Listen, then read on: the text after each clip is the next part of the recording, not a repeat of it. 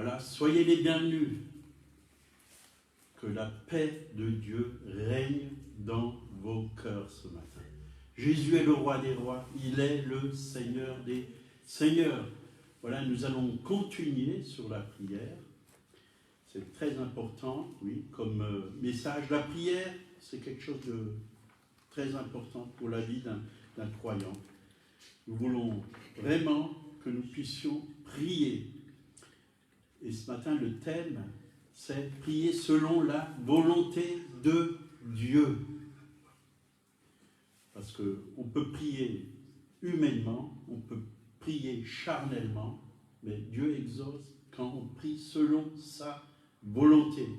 Que ta volonté soit faite sur la terre comme elle est faite dans le ciel, dit la parole de Dieu. Et c'est ce que nous voulons, apprendre à prier selon sa volonté, pas selon notre volonté. Et quand on s'approche de Dieu, moi quand je m'approche de Dieu, je dis Seigneur, que ta volonté soit faite dans ma vie. Je demande au Seigneur vraiment qu'il puisse régner en moi. Oui. Que mon esprit soit vraiment ouvert à sa volonté. Non ma volonté, mais ta volonté. C'était la prière de Jésus, il devait aller sur la croix, et il a dit, Père, non ma volonté, mais ta volonté. Voilà, quand on est dans la volonté de Dieu, on va prier selon l'Esprit, et on va être exaucé. Amen. Exaucé. Donc on va faire un petit rappel de ce qu'on a dit au premier enseignement sur la prière victorieuse. Donc, on va aller plus loin un peu ce matin. Donc, ce qu'il faut réaliser, déjà qu'il y a un monde surnaturel, au-dessus du monde naturel. Donc, il y a un monde terrestre et aussi un monde céleste. Mais le ciel, Dieu a créé d'abord le ciel, puis après il a créé la terre. Vous voyez ? Il a créé la terre. Donc il a créé le monde céleste en premier. Vous pouvez lire dans la parole de Dieu les anges et tout ce qui est dans le ciel. Mais après il a créé la terre. La terre, et je pense à Moïse. Quand il a fait le tabernacle, il a eu vraiment selon ce qui a été fait au ciel. Il l'a fait d'après le modèle que Dieu lui a donné, qui était dans le ciel. Et Dieu nous donne toujours des modèles qui sont d'en haut. Parce que s'il est dit que ta volonté soit faite sur la terre comme elle est faite au ciel, nous devons vivre selon la volonté de Dieu qui est faite, oui, dans le ciel.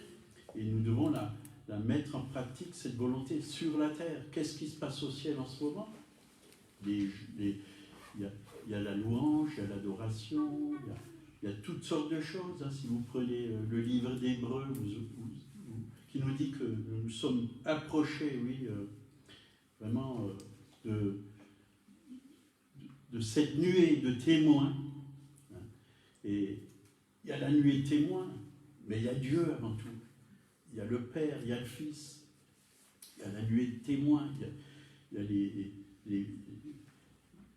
les vieillards qui louent Dieu, il y a des coupes remplies d'encens qui sont la prière des saints. Il y a toutes sortes de manifestations dans le ciel. Il y a l'arc-en-ciel, il y a la gloire de Dieu. Nous devons réaliser d'abord, si on veut qu'on puisse faire la volonté de Dieu sur la terre, il faut déjà aller voir ce qui se passe là-haut, pour qu'on puisse le pratiquer ici en bas, sur la terre. Et la volonté de Dieu, c'est de le louer, c'est de l'adorer, c'est d'écouter Dieu, c'est de l'honorer, le glorifier. Il veut se révéler à nous, jour après jour. Et c'est très important que nous puissions rentrer aussi dans le surnaturel de Dieu, bien sûr, parce qu'il y a d'autres surnaturels qui ne sont pas de Dieu, l'occulte et toutes ces choses. Mais nous, là, on parle du surnaturel de Dieu. Et Dieu agit d'après le surnaturel. Le monde aussi qui est invisible. tout se fait d'abord dans le monde invisible. Et ça vient dans le monde visible. Et c'est ça aussi la prière. C'est ça la prière. Et on peut voir Moïse, qui était avec Aaron et Hur, vous connaissez tous dans l'Exode. Quand Moïse levait la main, le peuple d'Israël était plus fort, il était vainqueur. Les batailles se gagnent dans la prière, dans les lieux célestes, et ça se manifeste en bas sur la terre. Il y avait Moïse et Aaron et Hur qui soutenaient, Aaron et Hur soutenaient les mains de Moïse, et ils étaient victorieux, mais quand ils baissaient les mains, c'était Amalek qui était plus fort. Oui. Et nous avons besoin de réaliser qu'il y a un combat spirituel, et que ce combat spirituel, nous devons vraiment le gagner. Nous devons le gagner par la prière, par le combat. Et quand Moïse levait les mains, Aaron et Hur étaient là, Josué était dans la plaine, et il gagnait le combat. Il était là, gagnait le combat au tranchant de l'épée. Il pouvait vaincre tous les ennemis. Et je crois que quand on est dans la prière, quand on lève les mains, les anges de Dieu sont là, ils se manifestent, puisque nous sommes l'armée de Dieu. Et c'est qui le chef de l'armée? C'est Jésus-Christ. Jésus-Christ. Et il y en a qui disent, est-ce que vous croyez au ministère des anges? Je dis, bien sûr que j'y crois. Je vis avec eux. Ils sont autour de moi. Puisque Jésus, il est vraiment, il est le roi de gloire. Il est entouré d'anges, mais Jésus, il est aussi dans mon cœur. Et comme Jésus est dans mon cœur, il est entouré d'anges. Et moi aussi, puisque je suis en lui. Et ça, c'est des révélations que Dieu nous donne. C'est important de savoir qu'on n'est pas seul. Partout où on va, les anges nous accompagnent. Si vous ne le réalisez pas, les anges viennent quand nous croyons à la parole de Dieu. Si on ne croit pas à la parole de Dieu, ils ne peuvent pas se manifester. Mais ils se manifestent à partir du moment où vous croyez que la parole de Dieu est la vérité. Qu'est-ce que les anges écoutent? La voix de la parole de Dieu. Je ne suis pas là pour vous faire un enseignement sur les anges, je peux vous en refaire un, j'en ai déjà fait un. Mais quand nous proclamons la parole de Dieu, les anges se mettent en action. Et il y a un combat dans le monde invisible, et qui se gagne quand nous proclamons la parole de Dieu. Et ce combat se manifeste dans le monde visible, naturel. Dieu manifeste sa victoire. Par exemple, vous priez pour un malade et que vous proclamez la parole de Dieu, la puissance de Dieu se manifeste dans le visible, dans un corps physique, naturel. Là, Dieu se manifeste parce que nous proclamons la parole de Dieu. Et même les anges sont intéressés pour même nous toucher et nous apporter ce qu'il y a dans le ciel. Qu'est-ce qu'il y a dans le ciel? Il y a la vie. Si tu manques un membre, si tu as pas de foi, si ton foie est malade, tu peux recevoir un nouveau foie. Parce qu'il y a des réserves là-haut. Ceux qui ont été là-haut et qui ont vu des caisses dans des chambres de guérison, des caisses avec des yeux, des oreilles, des cœurs et toutes sortes de choses. Ils ont demandé au Seigneur, c'est quoi ces caisses, c'est ci et ça. Il leur a dit, c'est tout. Tous ceux qui attendent de recevoir leur guérison, qui ne sont peut-être pas venus encore la chercher. Dieu vous attend, si vous êtes malade, pour recevoir la guérison. Vous la trouvez en lui, en Christ. En Christ. Donc, il est très important de prier. La Bible dit dans 1 Thessaloniciens 5, verset 17, priez sans cesse. Donc, sans cesse, c'est tout le temps. C'est jour et nuit. C'est tout le temps. Comment on peut prier sans cesse? Vous allez me dire, mais c'est impossible, la nuit, moi je dors. Mais même quand vous dormez, votre esprit, il est là. Il est ouvert et il reçoit. Et même il intercède. L'esprit intercède. Bien sûr que nous pour que l'Esprit puisse intercéder, il faut que nous soyons connectés au Seigneur, sinon l'Esprit ne peut pas intercéder. Si vous n'êtes pas connecté, si vous débranchez la prise, il n'y aura plus de courant, il n'y aura plus de lumière. Ben c'est pareil, si vous débranchez l'Esprit, si vous n'êtes plus connecté, ça ne passera plus. Il n'y aura plus rien qui se passe. Et vous allez peut-être faire des cauchemars la nuit. Mais Dieu ne veut pas cela. Dieu veut, même la nuit, vous envoyer des rêves, des bénédictions, des encouragements. Dieu désire faire cela.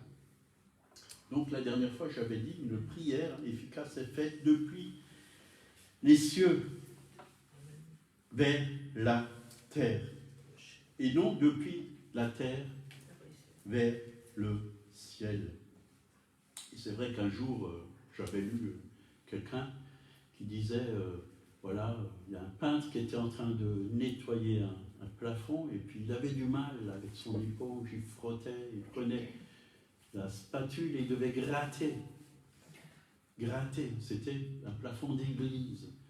Alors on lui a demandé c'est quoi ça? Il a dit ben, c'est toutes les prières qui sont restées collées au plafond, ils ne sont pas montées plus haut.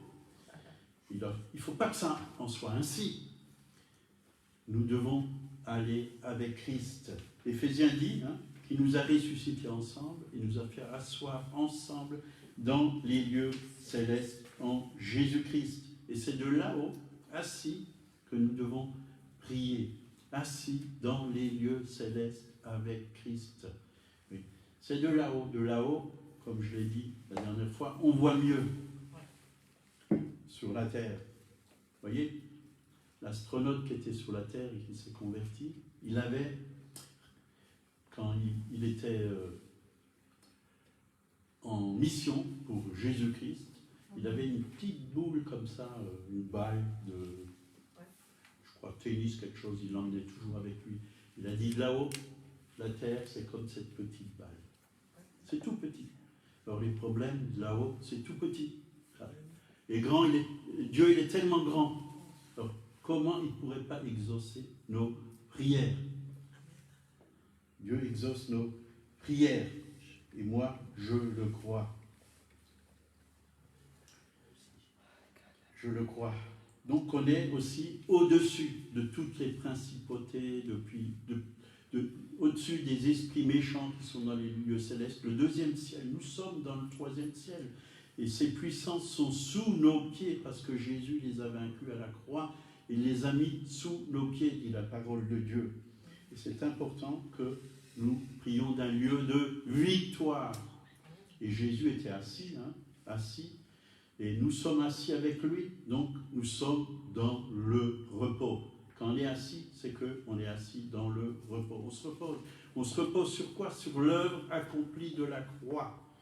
On se repose sur la parole de Dieu quand on prie. On se repose sur les promesses de Dieu quand on prie. Ça, c'est très important de le savoir.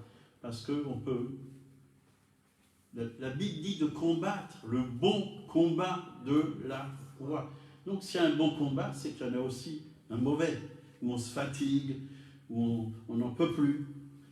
Mais quand on est dans la paix de Dieu, dans le repos de Dieu, quand on a cette assurance, on sait qu'on a la victoire et que l'ennemi est obligé de partir, de lâcher prise, parce que c'est Jésus qui l'a vaincu. Lui, c'est un voleur, un menteur, il est rusé, dit la parole de Dieu, mais Dieu nous a donné l'autorité, il a dit que je vous ai donné le pouvoir de marcher sur les serpents et les scorpions, sur toute la puissance de l'ennemi, et rien ne pourra vous nuire. Donc, le mot rien, je l'ai souligné dans ma Bible, donc c'est rien.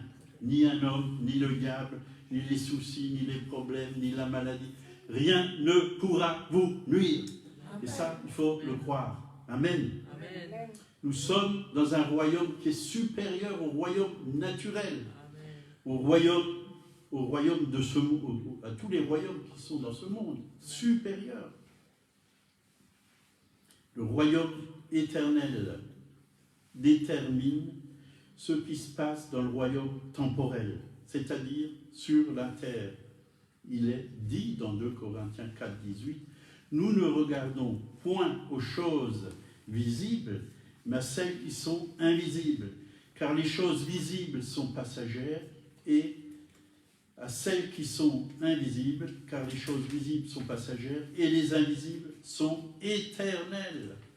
Éternelles, les choses invisibles. Donc, quand nous prions, nous sommes au-dessus, au-dessus de nos problèmes. Donc, mais nous devons aussi prier dans une position de justice. Pourquoi? Jacques nous dit, Jacques 5, verset 16, la prière fervente du juste est une grande efficace. Voilà, ça, nous sommes justifiés par le sang de Jésus, dit la parole de Dieu. Nous devons nous voir comme des personnes qui sont justes quand nous prions. Et Dieu exauce la prière des justes. Donc, nous devons être dans cette position de justice. Dans les domaines où la justice de Dieu ne domine pas, notre foi ne sera pas suffisante. Il faut que la justice de Dieu règne dans nos vies, qu'elle règne. C'est-à-dire que tout ce qui n'est pas juste dans nos vies, être juste, c'est de se mettre en ordre devant Dieu. C'est ça, être juste. C'est tout ce qui n'est pas bon, tout ce qui est impur, tout ce qui ne glorifie pas Dieu dans nos vies, doit être mis au pied de la croix, pour que le sang qui nous justifie, nous lave, nous purifie, nous transforme.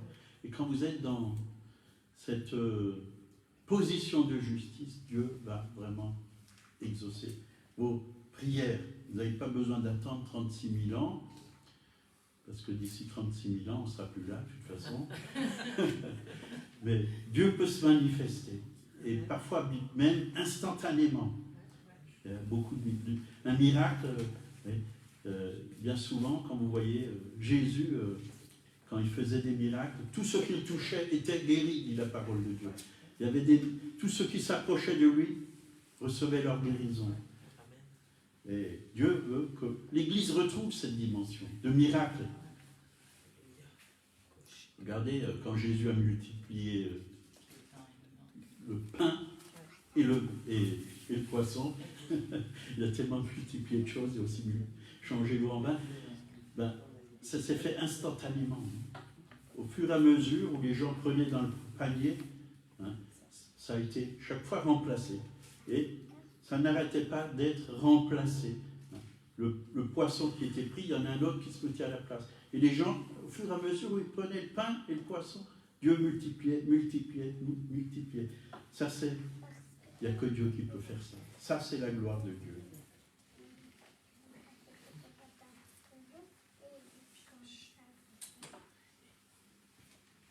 Donc, sans la justice, la foi est inefficace. Chaque prière doit être faite depuis une position de justice. Donc, quelqu'un qui est juste est aligné avec la parole de Dieu, est aligné avec Dieu, avec la nature de Dieu, avec le caractère de Dieu, avec le caractère de Jésus. Donc, à travers le sacrifice de Jésus, nous avons été justifiés devant le Père. Et quand nous tenons, oui, au travers du sacrifice de Jésus, sur le trône, là-haut, le Père nous voit, qu'est-ce qu'il voit? Il voit Jésus. Il voit la vie de son Fils en nous. Il voit la justice de Dieu en nous. Il voit la perfection de Jésus en nous, le Père.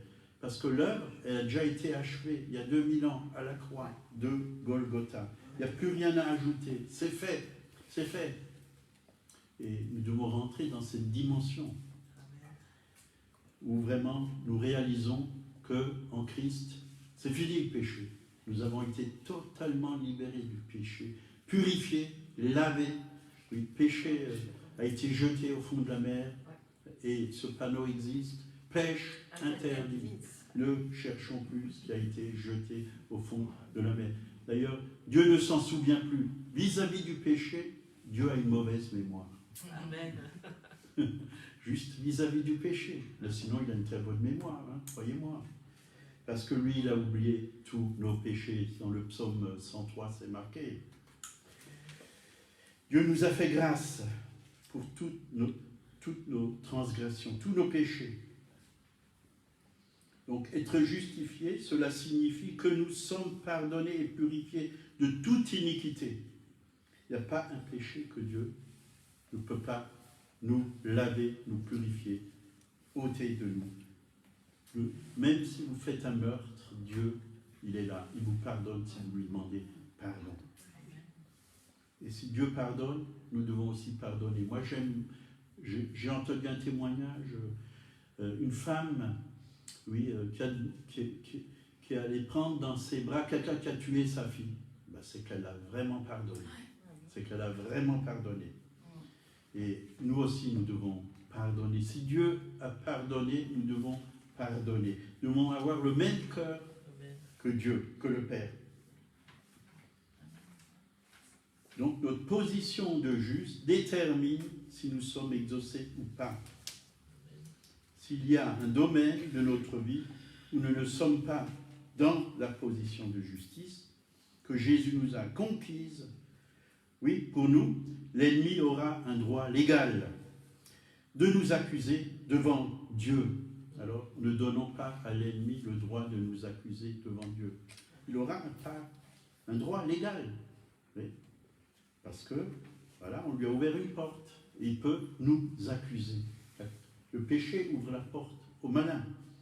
Nous devons fermer toutes les portes à l'ennemi, c'est-à-dire fermer toutes les portes au péché. Il ne faut pas que le péché règne dans notre vie, qui domine sur nous. Par exemple, si quelqu'un a de la haine et maltraite une autre personne, ça, ce n'est pas une position de justice. Tu as beau venir avec toutes tes prières, il faut d'abord que tu demandes pardon, que tu mettes ta vie en ordre. Et Dieu va t'exaucer. Proverbe 15, verset 29, nous dit « L'Éternel s'éloigne des méchants, mais il écoute la prière des justes. » Verset 6, toujours dans Proverbe 15, « Il y a une grande abondance dans la maison du juste, mais il y a du trouble dans les profits du méchant. » Une grande abondance dans la maison des justes. Proverbe 13, 22, « Mais les richesses du pécheur sont réservées pour les justes. » Dieu vraiment aime quand on se tient dans la justice. Il nous bénit, il pourvoit à nos besoins. Nous ne manquerons absolument de rien. Jean 11, versets 39 à 47. Là. Jean 11, 39 à 47, il nous est parlé de Lazare qui est revenu à la vie. Jésus dit, ôtez la pierre.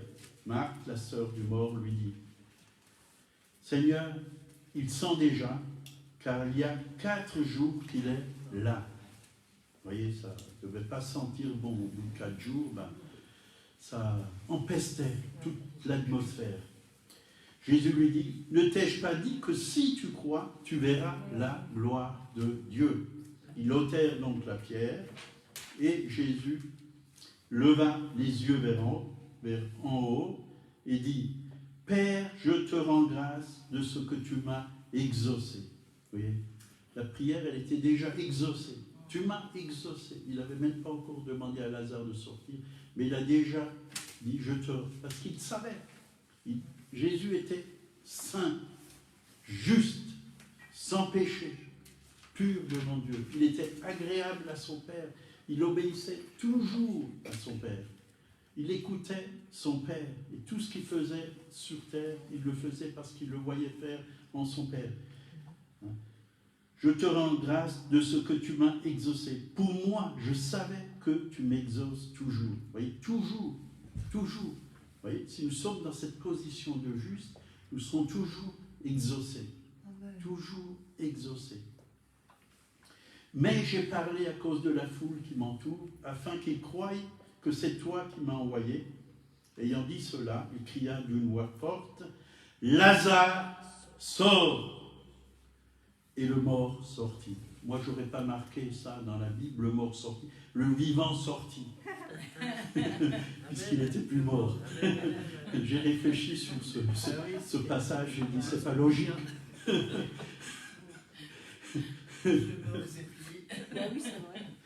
Les pieds et les mains liés de bandes et le visage enveloppé d'un linge. Donc, Jésus vivait constamment dans la justice. C'est pourquoi le Père répondit à ses prières. Oui, réfléchissez un peu, quand Jésus est venu vers Jean-Baptiste et qu'il s'est fait baptiser, qu'est-ce qui s'est passé? Le ciel s'est ouvert et la colombe est venue sur lui et une voix s'est fait entendre du ciel en disant « Celui-ci est mon fils bien-aimé en qui j'ai mis toute mon affection. » Pourquoi le ciel s'est ouvert? Parce qu'il était juste. Il était connecté avec le ciel. Il s'est ouvert. Le ciel s'ouvre sur la tête des justes. Le ciel va s'ouvrir dans votre vie et vous serez exaucés parce que Dieu va entendre votre prière. Donc Jésus, le Fils de Dieu, demeurait continuellement dans une relation proche avec son Père. Il était en accord avec sa volonté parfaite. Il a simplement dit au Père, « Je te rends grâce de ce que tu m'as exaucé. Pour moi, je savais que tu m'exauces toujours. » Donc le Seigneur, Dieu lui-même, est notre justice. Nous sommes la justice de Dieu en lui. La parole le dit clairement que nous sommes sa justice. C'est dans 2 Corinthiens, chapitre 5, verset, je crois, 18. Nous sommes la justice de Dieu en Jésus-Christ. Mais il faut vraiment comprendre ce que c'est être juste. Si on ne le comprend pas, ce n'est pas quelque chose qu'on mérite. C'est quelque chose que Dieu nous donne. Il nous donne sa justice. Nous sommes revêtus de sa justice. Nous avons ce manteau de la justice. Dieu nous voit juste à cause du sacrifice de son Fils, Jésus. Et nous sommes la justice de Dieu sur la terre. Donc c'est parce que nous sommes participants à la nature divine. C'est pour ça que Dieu nous appelle, que nous sommes la justice de Dieu. Nous avons sa nature juste, sainte. Nous sommes sans tache. Nous sommes parfaits en lui. Sinon, on ne peut pas être la justice de Dieu. C'est absolument impossible. Et ça, nous devons le croire. Même si on a un corps de chair, ce n'est pas le corps de chair qui est juste. C'est parce que nous avons été rachetés et Dieu a recréé en nous un être nouveau. Nous sommes de nouvelles créations. Cette nouvelle création n'est pas limitée. L'ancienne création qui nous a été donnée par la naissance de nos pères et nos mères, où il y a la nature d'Adam et Ève, la nature pécheresse, celle-là elle est limitée et elle ne peut pas connaître Dieu. Elle doit mourir, mais cette nouvelle création, elle est de Dieu, elle n'est pas limitée, elle est appelée à grandir, grandir, grandir, et vraiment aller de gloire en gloire, comme dit la parole de Dieu, de victoire en victoire. Elle est appelée à rentrer dans la connaissance de Dieu et vivre dans une nouvelle dimension spirituelle. Et c'est là, quand on comprend ce que c'est que cette nouvelle nature, cette nouvelle création, c'est là que Dieu va pouvoir vraiment nous utiliser avec gloire, avec des signes, des prodiges, des miracles. On va voir sa gloire. Parce que l'homme ancien a été crucifié avec Christ à la croix. Et une nouvelle vie est venue. Ce n'est pas une vie rafistolée, la vieille et la nouvelle. Nous sommes de nouvelles outres. Et Dieu a mis en nous du vin nouveau, qui est bien meilleur que l'ancien, à cause de la nouvelle alliance, en son sang. Vous voyez, le sang nous a lavés, purifiés. Nous avons, grâce au sang de Jésus, une vie nouvelle. Et cette vie nouvelle est en nous. Elle est en nous. Et nous voulons boire et donner à boire à ceux. D'abord, il faut boire nous-mêmes, si nous voulons donner à boire aux autres. Les gens ont faim et soif de la justice, de la vérité. Oui. Et Dieu a déversé sa justice en nous, Dieu a déversé sa vérité en nous, Dieu a déversé sa vie en nous. Et nous devons proclamer la bonne nouvelle du royaume de Dieu. Et dans cette nouvelle nature, il n'y a pas de défaite. Il n'y a pas de péché, il n'y a pas de crainte, il n'y a pas d'angoisse, il n'y a rien. C'est la vieille nature. C'est quand on ne fait plus confiance à Dieu que la vieille nature se manifeste, qu'on commence à être angoissé, qu'on a peur du lendemain, peur de perdre notre travail, peur de la mort, peur d'attraper une maladie, le virus, le coronavirus, je ne sais pas quoi. Mais sachez que vous êtes des êtres nouveaux et marchez avec votre vie nouvelle en Jésus-Christ. Donc la justice signifie la capacité de se tenir dans la présence de Dieu le Père, sans aucun sentiment de culpabilité ou d'infériorité. Nous sommes capables en lui de faire les œuvres auxquelles il nous a appelés à faire. Il a dit, Jésus a fait des œuvres, il a dit, vous en ferez de plus grandes. Moi je m'en vais au Père. Cette nouvelle nature, elle fonctionne avec le Saint-Esprit. C'est le Saint-Esprit. D'ailleurs, le Saint-Esprit en nous, c'est Christ en nous. Ce n'est plus moi qui vis, a dit l'apôtre Paul, c'est Christ qui vit en moi. C'est le Seigneur, par son Esprit, le Saint-Esprit est Seigneur. Et c'est lui qui fait les œuvres au travers de nous. Et quand lui fait les œuvres au travers de nous, il les fait parfaitement bien. Parce que nous, on ne fait pas toujours bien les choses. On a besoin d'apprendre à marcher par l'Esprit. Est-ce que le Saint-Esprit est votre ami? Est-ce que vous l'aimez? Oui, amen. Oui. Est-ce que vous pouvez adorer le Saint-Esprit? Oui, amen. Oui. Moi, je l'adore, parce qu'il est Dieu. Adorer le Saint-Esprit, puisqu'il y a Dieu le Père, Dieu le Fils, Dieu le Saint-Esprit. Adorer Dieu, on peut aussi adorer le Saint-Esprit, parce qu'il est Dieu. Moi, je me prosterne devant le Saint-Esprit. Je lui dis que je l'aime, je l'adore de tout mon être, de tout mon cœur.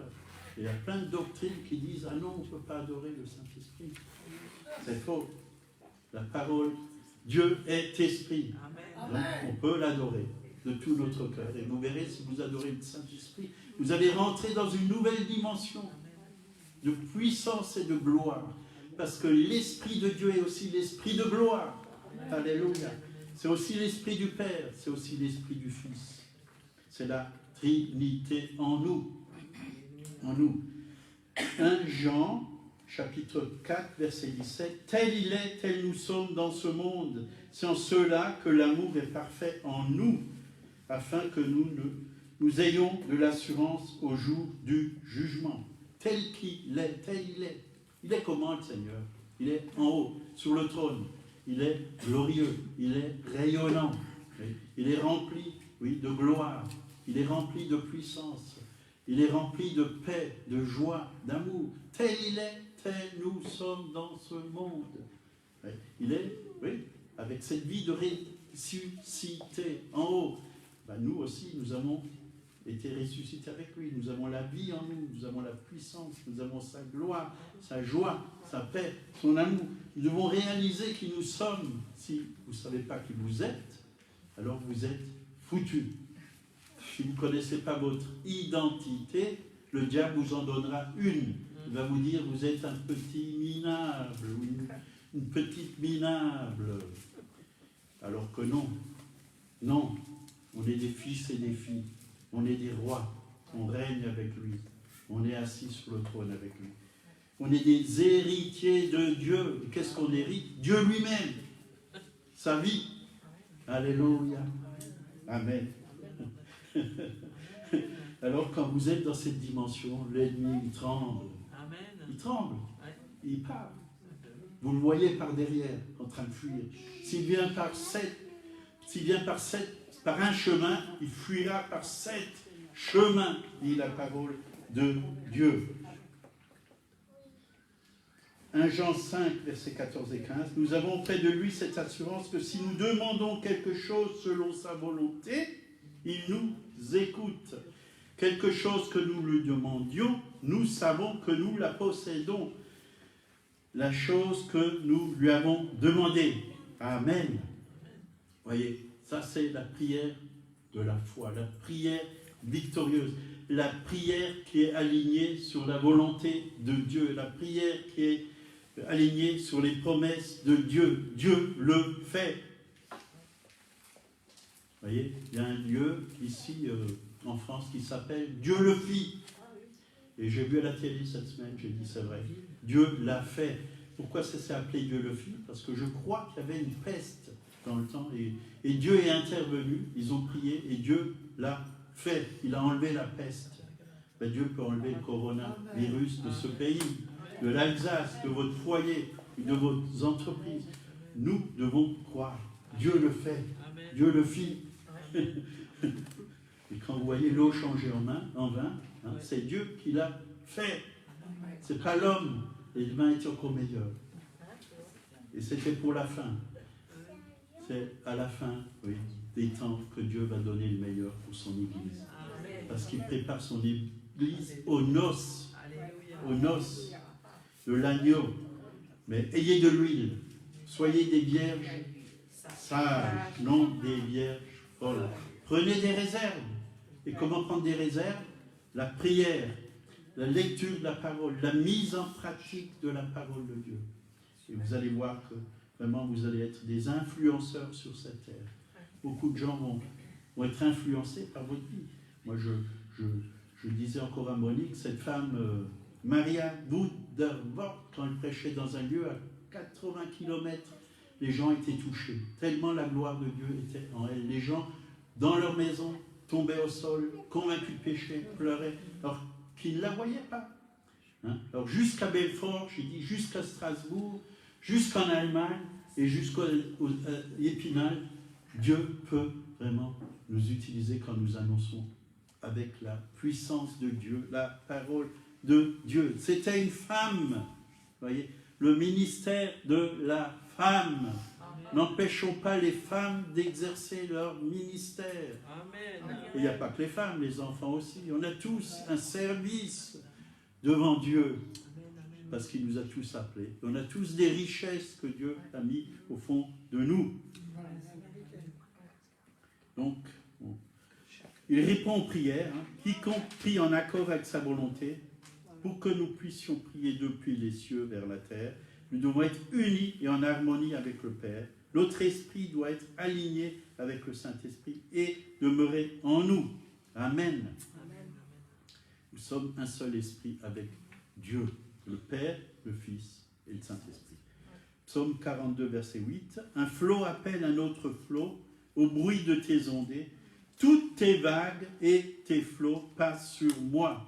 Il y a toujours plus à recevoir de la part de Dieu. L'homme nouveau ou la nouvelle création ne vit pas dans un espace limité. Dieu envoie tes flots sur ton église. Envoie tes vagues, pas des vagues de Corona, mais des vagues du Saint-Esprit. Amen. Et que la France soit touchée, que l'église soit fortifiée, qu'elle surfe sur la vague de Dieu. Amen. Amen. Donc si vous voulez connaître la volonté de Dieu, voilà où elle est, là. Ça c'est la Bible, la parole.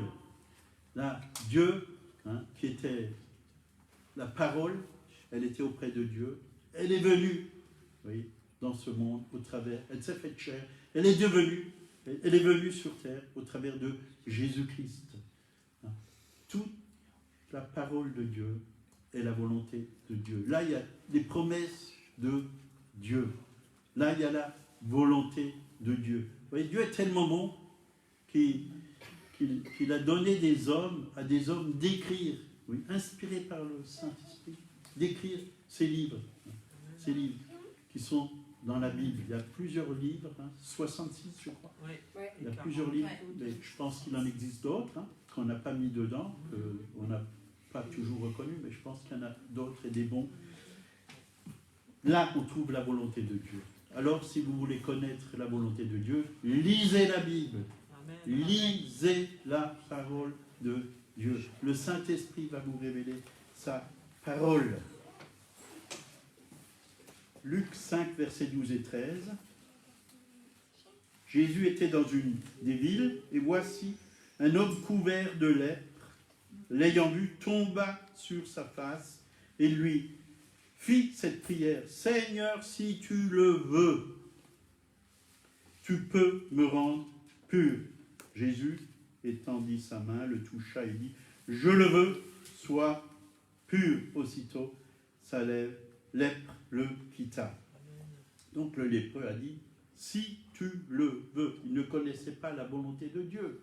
Il savait que Dieu avait la capacité de le guérir, mais il ne savait pas si c'était la volonté de Dieu. La volonté de Dieu, ce n'est pas que vous restez dans la maladie, c'est que vous venez à lui pour recevoir la guérison. Ça, c'est sa volonté. D'ailleurs, Jésus guérissait les malades. Hein. Partout où il allait, il détruisait les œuvres du diable. La maladie, ce n'est pas l'œuvre de Dieu, c'est l'œuvre du malin. C'est l'œuvre du malin. Dieu l'a totalement purifié. Donc, nous pouvons dès maintenant déclarer tout ce qui est déjà dans sa parole. Selon Ésaïe 53, 4 et 5, c'est dans ces meurtrissures que nous avons été guéris. Dieu l'a déjà fait il y a 2000 ans sur la croix de Golgotha. Donc, je vois que l'heure tourne, j'ai encore plusieurs pages là. Mais c'est pas grave, on va s'arrêter, on va finir par Apocalypse, chapitre 5, verset 8, qui est très intéressant. Ce passage m'a beaucoup parlé cette semaine. Quand il eut pris le livre, les 4 êtres vivants et les 24 vieillards se prosternèrent devant l'agneau, tenant chacun une harpe et des coupes d'or remplies de parfums, qui sont les prières des saints. Dans les cieux se trouvent donc des coupes remplies de parfums, qui sont les prières des saints. Dieu a recueilli, depuis des siècles, toutes sortes de prières. Il y a certaines prières, oui, elles ont leur temps pour être exaucées. Vous voyez, même quand on prie « Seigneur, reviens bientôt », cette prière, elle n'a pas encore été exaucée, mais elle va être exaucée, puisque Jésus va revenir. Mais là, il y a des prières, et même, si vous lisez le livre d'Hébreux, où il est parlé des héros de la foi, chapitre 11, les héros de la foi, il y en a qui sont morts sans avoir vu leur prière exaucée, il y en a qui étaient en mission en Chine, ils ont prié pendant des années, ils sont même morts, ils n'ont pas vu une âme venir à Jésus. Mais quand ils sont partis, la puissance de Dieu s'est manifestée, et il y a eu une moisson d'âmes. Et le Seigneur a recueilli dans des coupes d'or les prières de toutes ces générations, et il est en train de les déverser sur la terre, les prières des apôtres, des prophètes, les prières de tous les saints. Il les a recueillies dans ces coupes, et elles sont en train d'être déversées sur la terre. La pluie de la première et de l'arrière-saison est en train d'être déversée sur la terre. La prophétie de Joël est en train de s'accomplir. Et je crois qu'un grand réveil vient. Moi, je le crois puissamment, fortement, et je sais que c'est déjà en route. Avant-hier, hier matin, je me suis levé et le Seigneur m'a dit, prie pour pas Emmanuel, oui, pour lui aussi, pour Donald Trump. J'ai eu fortement un cœur. Et je crois que quelque chose va se passer. Amen. Je crois que quelque chose va se passer prochainement. Mais Dieu le sait. Dieu sait comment faire, mieux que nous. Mais on va être surpris. Il m'a dit, prie. Et je crois que vraiment, Dieu veut toucher l'Amérique, mais aussi la France, parce que l'Amérique et la France, Dieu veut vraiment nous aligner avec eux, et je crois aussi c'est pour le réveil. C'est pour le réveil, pour que vraiment la moisson soit engrangée, et que la France, d'après les prophéties qui ont été données par Wayne Cho, que la France ira partout dans le monde entier, que les gens viendront ici voir ce qui se passe, tellement Dieu va manifester sa gloire. C'est plus nous qui allons voir ce qui se passe en Argentine et ailleurs, mais c'est eux qui vont venir voir ce qui se passe en France. Parce que la France, c'est un pays où les Huguenots ont donné leur vie, il y a eu le sang des martyrs, il y a eu beaucoup de persécutions, et c'est le sang des martyrs vraiment qui va aussi qui va donner ce fruit à la France, oui, d'âmes sauvées, de réveil. C'est la semence du réveil, le sang des martyrs. C'est la semence du réveil.